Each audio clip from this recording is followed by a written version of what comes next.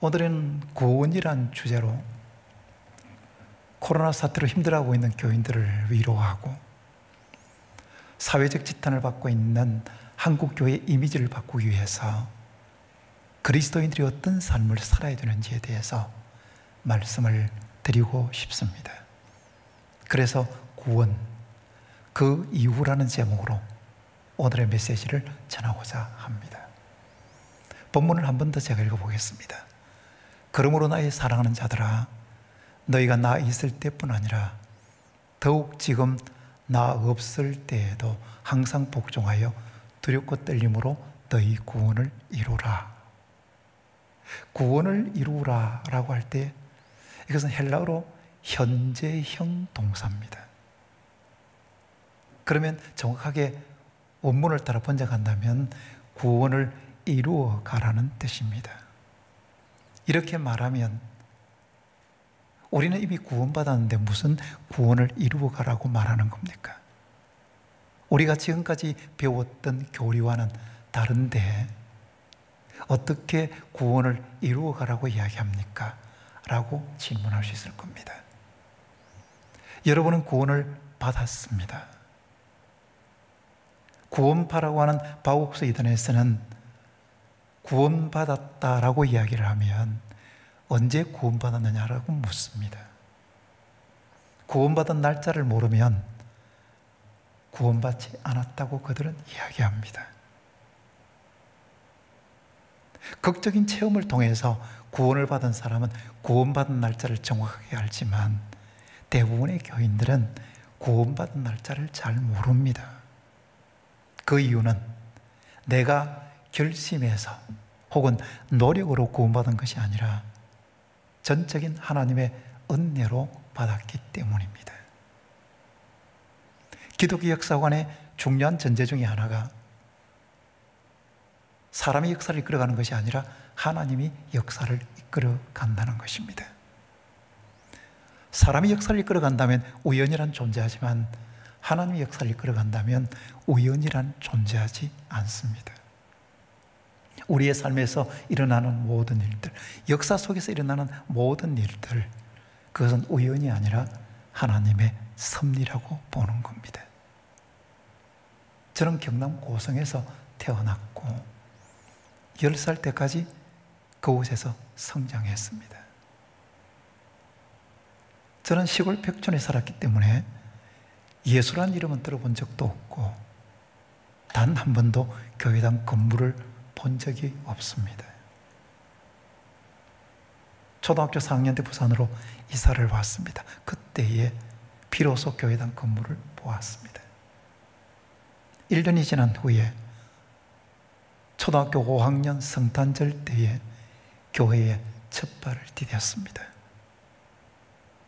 그때는 교회에 성탄절이 되면 간식을 주었기 때문에 간식을 얻어먹으러 간 것이었습니다. 지금은 성탄절이 되어도 아이들이 많이 오지 않지만 그때는 성탄절에 평소에 한 2~3배 정도 아이들이 간식을 얻어먹기 위해서 교회로 왔습니다. 그의 성탄절은 아이들이 너무 많이 왔기 때문에 교회에서 출석부에 이름 있는 애들만 간식을 준다고 했습니다. 그래서 그날 간식을 저는 받지 못했습니다. 어린 마음에 부끄러움도 있고 또 섭섭한 마음도 있었습니다. 만일에 철이 들었다면 교회에 한번 두고 봐라, 내가 이 수모를 반드시 갚아주마, 다시는 교회를 안 온다, 그랬을 것인데 철이 없다 보니까 내년에는 반드시 출석부에 이름 올려서 간식을 얻어먹겠다, 그렇게 다짐하고 그 다음 주일에 교회 주일학교에 출석부에 이름 올리고 지금까지 교회를 다니고 있는 겁니다. 그때는 몰랐습니다. 시간이 지나고 나서 제가 받은 구원, 제가 교회로 인도함 받은 이 모든 일들을 생각해 보니까 이거는 전적인 하나님의 섭리구나 라는 마음이 들었습니다. 만일에 그 성탄절 때에 제가 간식을 받았다면 아마 해마다 성탄절에만 교회를 나갔을 것 같습니다. 그러나 하나님께서 한 사람을 구원하기 위해서 이런저런 일들로 인도하신다고 생각하니까 구원받았다는 사실이 너무도 큰 감격이었습니다. 그렇습니다, 여러분. 구원은 내 노력이나 내 결단으로 이루어지는 것이 아니라 오직 하나님의 은혜로 이루어집니다. 그래서 내가 구원받았다는 이 사건은 우연이 아니라 하나님의 섭리라는 것입니다. 구원의 문제는 중요한 문제이기 때문에 다시 여러분들에게 이야기를 드린다면, 여러분이 구원을 받았다면 여러분은 이 시간 죽음을 맞는다고 할지라도 반드시 천국에 들어갑니다.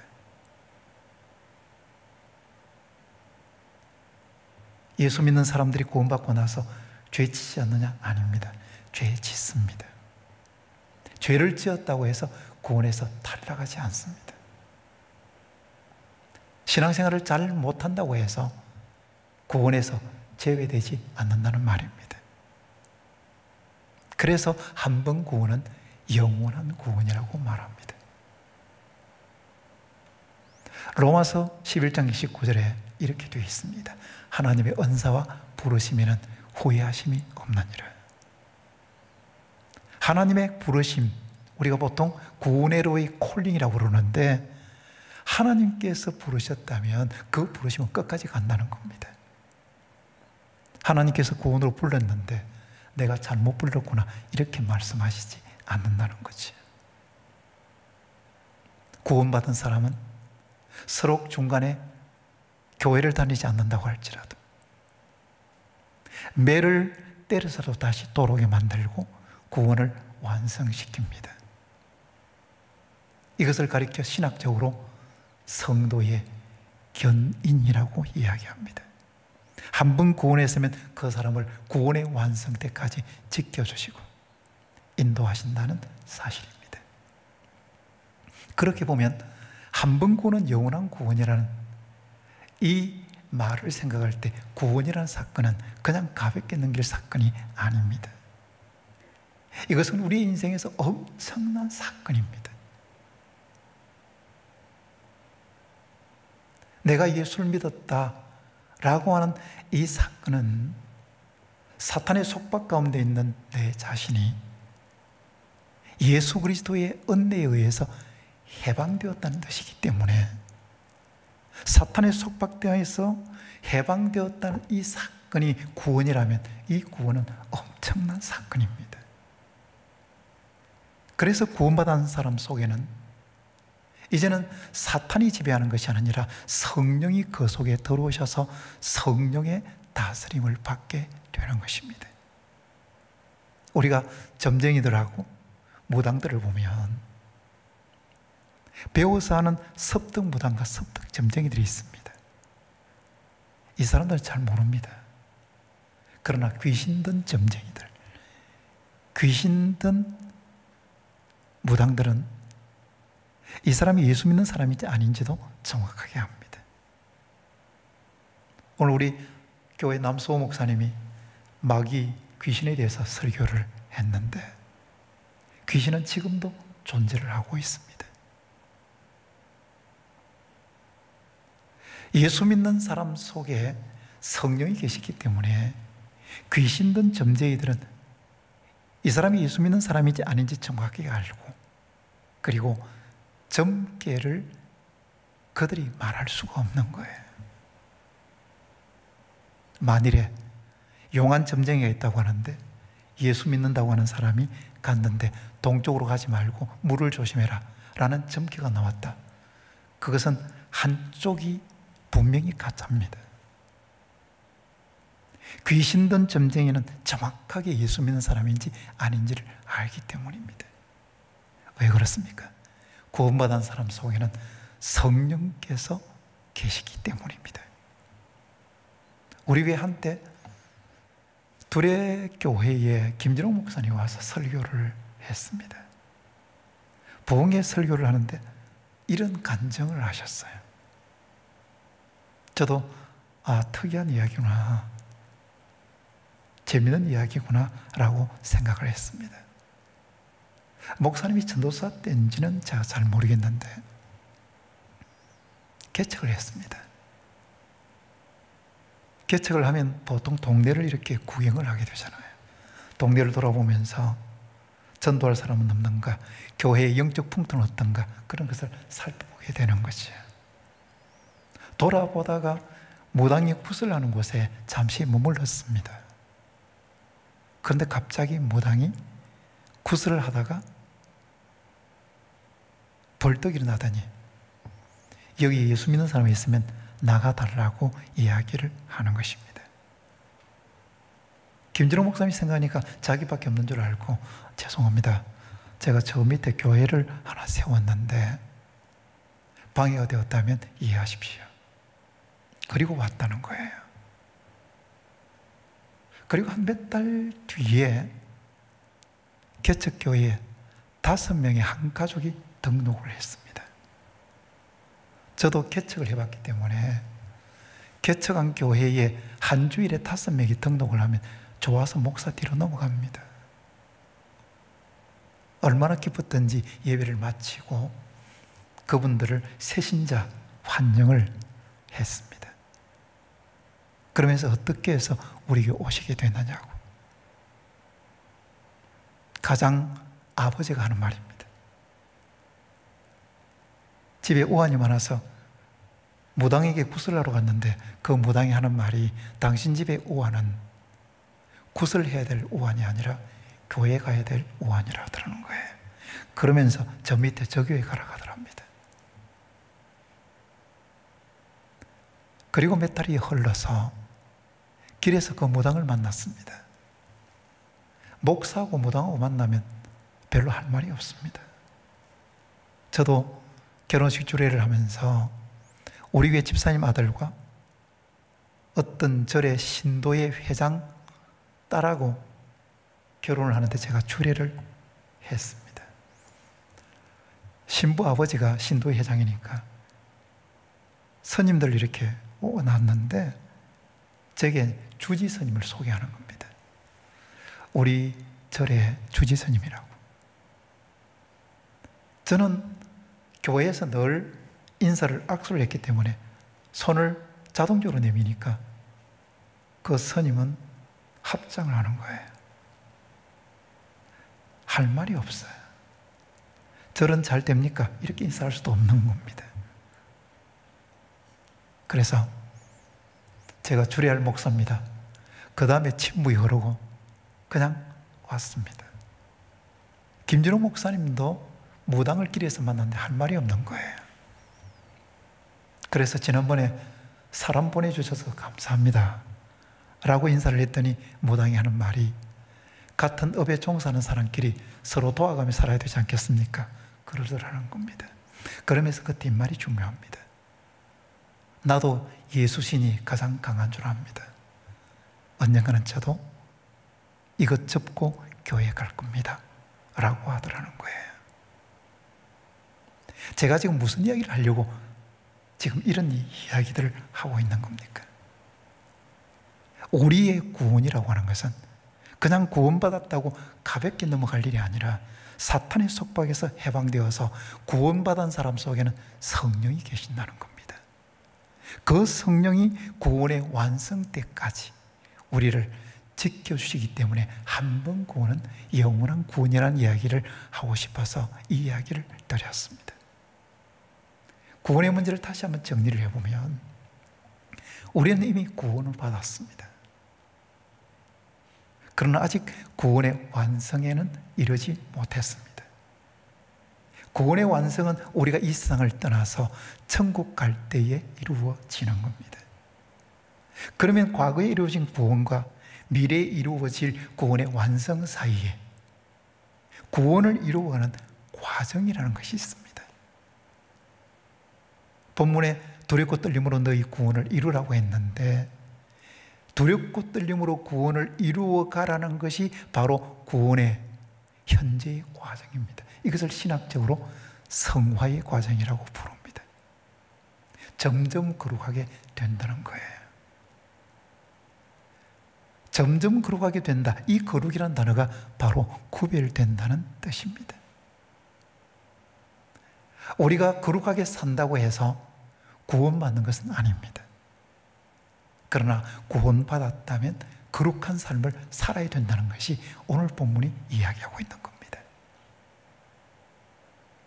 두렵고 떨림으로 너희 구원을 이루라고 했을 때 이 이루라는 동사는 명령형입니다. 명령형이라는 것은 우리의 의지를 그 속에 실어야 된다는 말이죠. 거룩하게 살려고 몸부림쳐야 된다는 말입니다. 조금 어려운 말로 이야기한다면 이 성화의 과정이라고 하는 것은 성령과 우리가 함께 이루어가는 공동 사역입니다. 거룩한 삶을 살기 위해서는 성령의 도움을 구해야 되는 건 맞습니다. 동시에 우리의 의지가 있어야 되는 거지. 거룩하게 살겠다는 몸부림이 있어야 되는 거예요.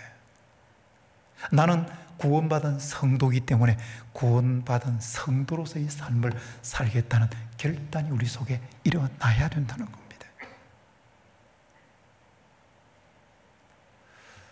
데살로니가서 4장 3절에 보면 하나님의 뜻은 이것이니 너희의 거룩함이라 곧 음란을 버리고 라고 했습니다. 하나님의 뜻이 뭐냐? 그것은 거룩함이라는 거예요. 하나님께서 원하시는 것은 우리가 거룩하게 사는 것이라는 이야기입니다. 구원받은 사람 그리스도인들을 부르는 호칭들이 여러 가지가 있는데 그 중에 하나가 성도입니다. 거룩한 무리라는 뜻이에요. 거룩이라는 것은 구별되었다는 이야기를 하고 했습니다. 세상 사람들과 구원받은 사람은 가치관 자체가 다릅니다. 그래서 구원받은 사람은 말하는 것이 다른 것이고 세상 사람들과 생각하는 것이 다르고 행동하는 것이 다른 것이에요. 구원받은 성도가 거룩한 삶을 살겠다고 소원하지 않는 사람이 있겠습니까? 분명히 구원받은 그리스도인인데 나는 거룩한 삶을 포기하고 싶어 이렇게 생각하는 사람이 있겠습니까? 아닙니다. 다 거룩하게 살고 싶습니다. 그리고 그렇게 스스로도 생각합니다. 그러나 이 세상은 거룩한 삶을 살도록 그냥 놓아두지 않습니다. 사탄은 유혹의 뜻을 놓고 그리스도인들을 거룩한 삶에서 넘어지도록 죄의 유혹에서 힘없이 무릎 꿇도록 교묘한 수단을 동원해서 유혹합니다. 세상은 점점 악해진다 이렇게 말합니다만 아닙니다, 여러분. 1세기도 악했고 5세기도 악했고 10세기, 15세기 다 악했습니다. 그러나 그 악한 시대 속에서도 그 악한 흐름을 역류해서 올라가는 거룩한 사람들이 있었습니다. 21세기를 살아가는 우리들은 구원받은 사람이라고 하는데 이런 죄의 유혹이 많은 이 세상에서 어떻게 살아야 되느냐 하면 이 죄악의 흐름을 거슬러 올라가는 거룩한 하나님의 백성이 되어야 된다는 것이죠. 그런데 고등학교를 졸업하고 대학에 들어간 새내기들이 보면 거룩의 삶을 포기하는 거예요.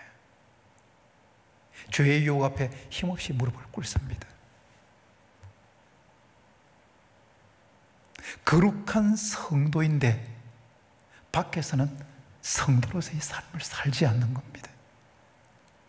대학을 졸업하고 직장에 들어간 청년들이 거룩을 포기합니다. 직장은 온실이 아니라 치열하게 쌓여있는 영적 전쟁터인데 영적 전쟁터에서 거룩을 포기하니까 세상 사람들은 손가락질합니다. 예수쟁이들이 다 그렇지만 예수 믿는 사람들이 교회 안의 삶과 교회 밖의 삶이 너무 다르다 보니 세상 사람들의 비난을 받게 되는 거지. 여러분, 우리가 살아가는 삶의 현장은 교회만이 아닙니다. 우리가 살아가는 삶의 현장은 가정도 그리고 직장도 교회도 다 삶의 현장입니다. 교회에 열심히 다닌다, 그 사람이 좋은 교인이다 말할 수 있어요. 교회에 열심히 봉사한다, 좋은 교인이다 말할 수 있어요. 그러나 그것 하나 가지고 그 사람을 좋은 교인이라고 평가 내리지 못합니다.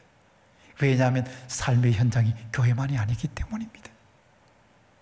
가정에서 그 사람이 어떻게 삶을 살아내는가,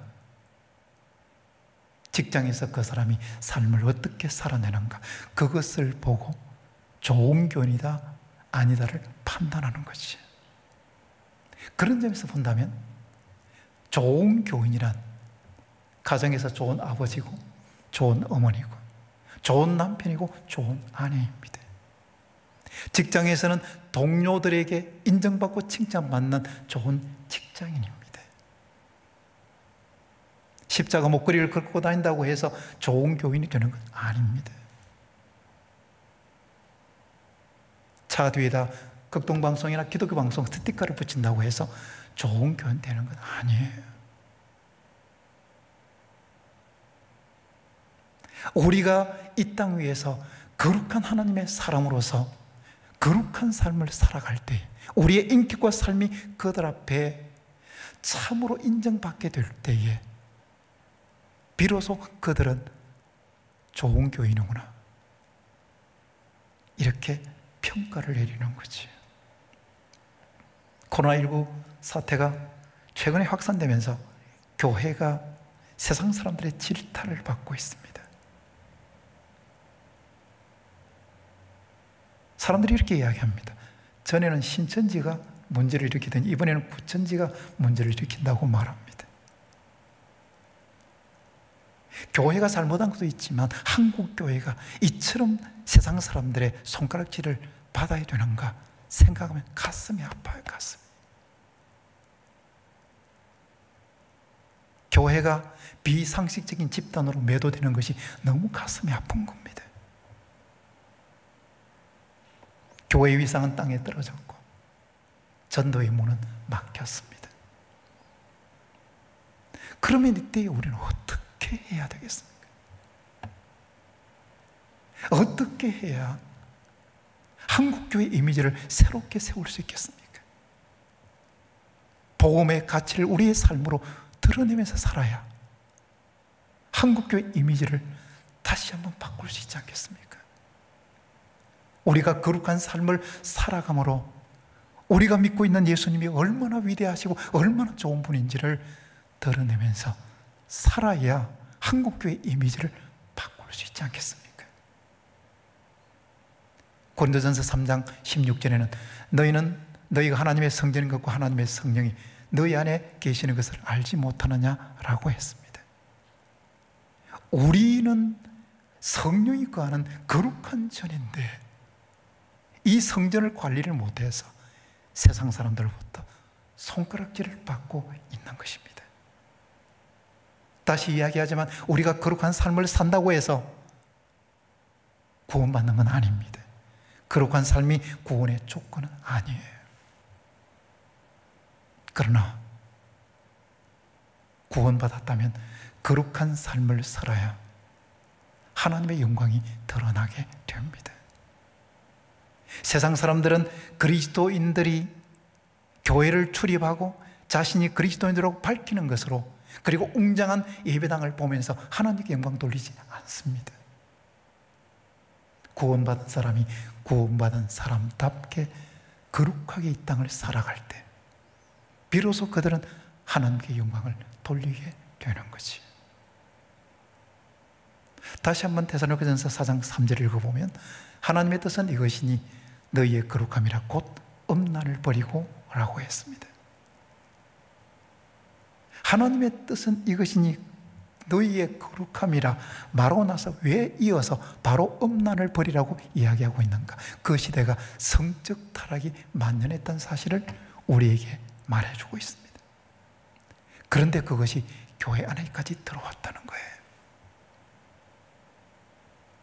그 당시에 성적인 타락이 만연해서 가정이 무너지고 남자들의 음행은 도를 넘어서 많은 사람들에게 상처를 주고 이런 세상적인 흐름이 교회 안에까지 들어오니까 바울이 하나님의 뜻은 이것이니 너희의 거룩함이라고 말한 후에 바로 음란을 버리라고 이야기를 했습니다. 오늘 이 사회를 한번 보십시오, 여러분. 성적인 타락을 부추기고 있습니다. 제가 한번 운동한다고 체육관에 갔는데 여자분들이 모여서 이런 이야기를 하고 있어요. 결혼한 남자가 바람 한번 피우지 않으면 남자도 아니지. 가만히 생각해, 제가 남자가 아니었어요. 세상 사람들의 사고가 그렇습니다. 남자가 바람은 피울 수 있는 거지 뭔 그것 가지고 호들갑을 떠느냐고 말합니다. 그러나 성도는 그렇게 살 수 없는 거예요. 이것은 망하는 길이기 때문에 우리는 그 길로 걸어갈 수 없는 것입니다. 성적 타락으로 한 인간이 파멸되고 가정의 행복이 깨어지고 교회의 평화가 깨어져 버립니다. 지금도 사탄은 교묘하게 교회의 지도자들을 성적 타락으로 유혹하고 교인들을 성적 타락으로 몰아가고 있습니다. 어떻게 살아야 되겠습니까, 여러분? 성령께서 우리에게 요구하시는 것이 무엇인가? 너희가 구원받았다면 구원받은 사람답게 살아야 되는데 너희가 거룩한 삶을 살기 위해서는 엄란을 버리고 거룩한 하나님의 사람으로 서야 된단다라고 우리에게 말하고 있는 것입니다. 그러면 이 거룩한 삶은 우리의 결심과 다짐으로만 되는 것은 아닙니다. 겟세마네 동산에서 예수님께서 마지막 기도를 드리실 때에 제자들이 잠을 자고 있었습니다. 그때 예수님께서 베드로에게 시험에 들지 않게 깨어 있어 기도하라 라고 말씀하셨습니다. 기도가 없이는 시험에 든다는 말로 우리가 바꿀 수 있습니다. 거룩한 삶도 마찬가지입니다. 우리가 거룩하게 살고 싶지만 마음은 원이지만 우리의 육신이 연약하기 때문에 죄의 유혹 앞에 무너질 수밖에 없다는 거예요. 그래서 기도하면 거룩한 삶을 살 수 있고 기도하는 사람이 죄의 유혹을 이겨낼 수 있다는 사실입니다. 스가랴 4장 6절에 보면 이렇게 말씀하고 있습니다. 그가 내게 대답하여 이르되 여호와께서 스룹바벨에게 하신 말씀이 이러하니라. 만군의 여호와께서 말씀하시되 이는 힘으로 되지 아니하며 능력으로 되지 아니하고 오직 나의 영으로 되느니라. 힘과 능력으로 되는 것이 아니라 오직 하나님의 영으로 된다. 성령으로 된다면 기도해야 되지 않겠습니까? 그래서 기도하는 사람이 거룩한 삶을 살 수 있다고 우리는 자신 있게 말할 수 있습니다. 여러분, 우리가 보통 이런 이야기를 합니다. 우리가 일하면 우리가 일하지만 우리가 기도하면 하나님께서 일하신다고 말입니다.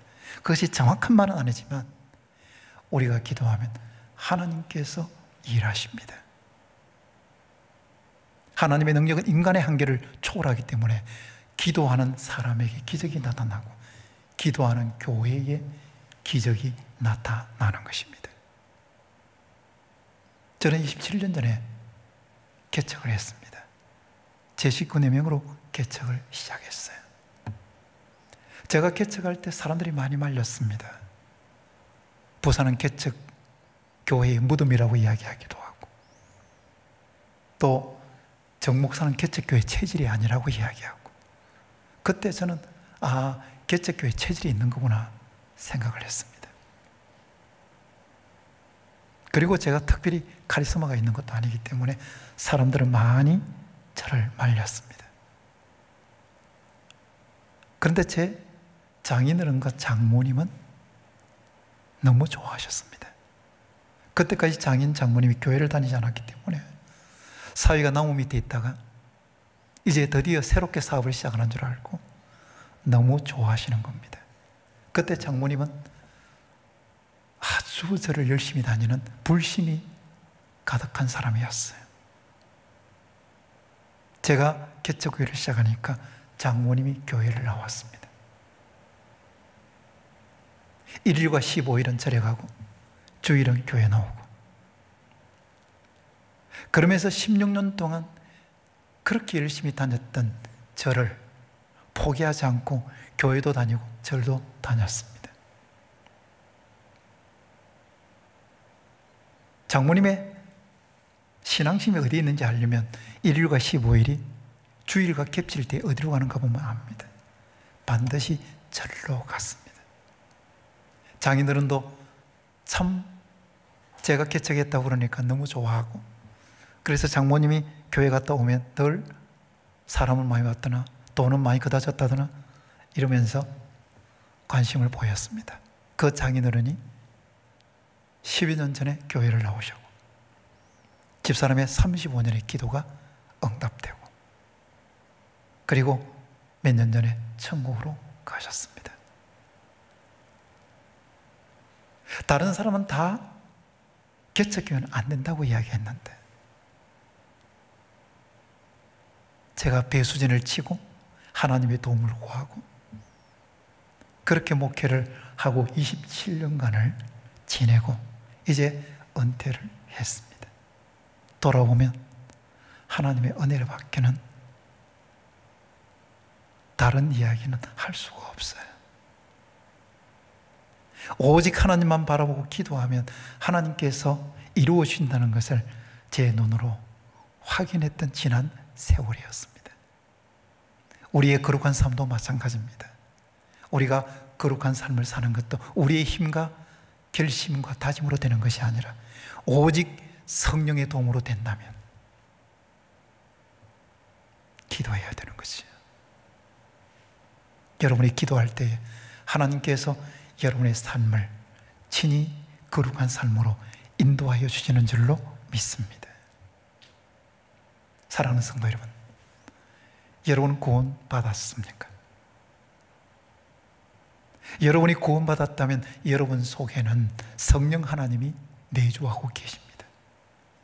여러분이 이 세상을 떠나는 그날 천국에 들어가게 될 것입니다. 저는 설교를 마치고 부산으로 내려갈 것입니다. 언제 여러분과 다시 만날지는 모르지만 죽을 때까지 만나지 못한다 할지라도 반드시 천국에서 만나게 될 줄로 믿습니다. 코넬리우스 반텔 박사가 이런 이야기를 했습니다. 우리는 세상에 살고 있지만 세상에 속한 사람이 아니다. 그렇습니다, 여러분. 우리는 세상 사람들과 함께 살고 있지만 그들과 다른 하늘나라의 시민권자들입니다. 여러분은 구원받은 사람답게 이 땅을 잘 살아가고 있습니까? 여러분의 인격과 삶을 통해서 세상 사람들이 하나님께 영광을 돌리고 있습니까? 거룩하게 살지 못하고 있다면 이제는 결단하고 하나님 앞에 기도하면서 거룩한 삶을 살겠다고 여러분의 결단을 보여주셔야 합니다.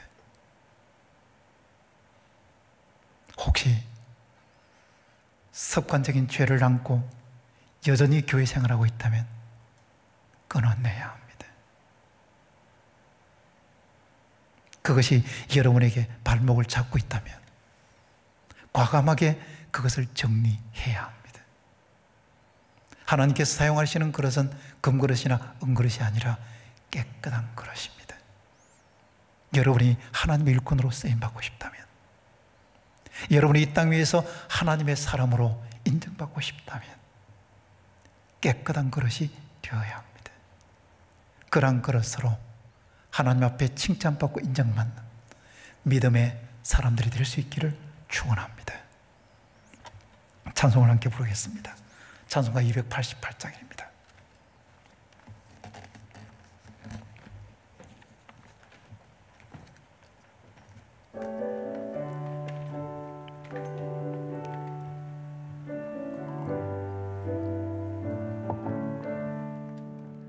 예수를 나의 구주 삼고 성령과 피로써 거듭나니 이 세상에서 내 영혼이 하늘의 영광 누리도다. 이것이 나의 간정이요 이것이 나의 찬송일세. 끊임없이 구주를 찬송하리로다.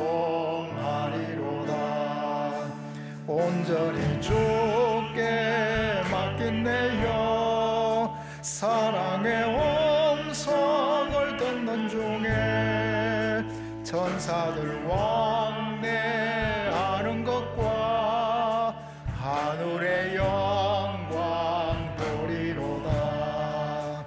이것이 나의 간정이요, 이것이 나의 찬송일세. 나 사는 동안 끊임없이 구주를 찬송하리로다.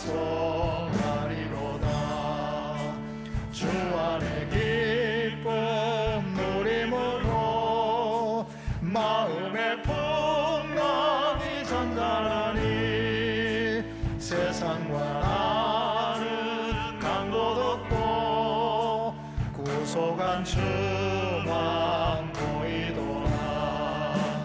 이것이 나의 감정이요, 이것이 나의 찬송일세. 나 사는 동안 끊임없이 구주를 찬송하리로다.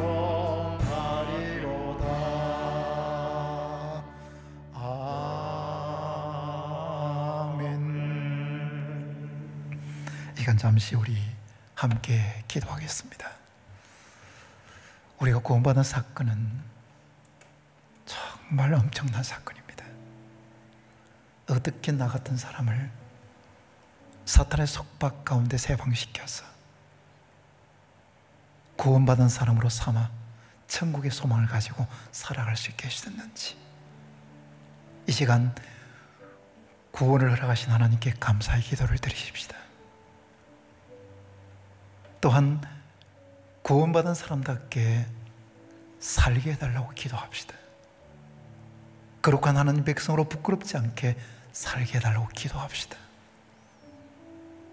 혹시 혼자서 끙끙 앓으며 습관적인 죄에 빠져 있으면 여러분의 힘으로 되지 않을 때에 성령 하나님의 도움을 구합시다. 결단합니다. 하나님, 끊어주시옵소서. 그래서 거룩한 하나님 백성으로 살게 해주십시오라고 기도하십시다. 지금 한국교회가 참 어렵습니다. 세상 사람들의 손가락질을 받고 있는 한국교회가 다시 이미지를 바꾸고 세상 사람들의 인정과 칭찬을 받는 교회가 되게 해달라고, 그래서 교회를 통해서 하나님의 영광이 드러나게 해달라고 기도하십시다. 구원에 대한 감사와 거룩한 삶과 한국교회를 위해서 이 시간 짧게 기도하도록 하겠습니다. 다 같이 기도하십시다. 하나님 아버지, 이 시간 하나님께서 저희들에게 예배드리면서 말씀 듣고 함께 기도할 수 있게 해주셔서 감사합니다.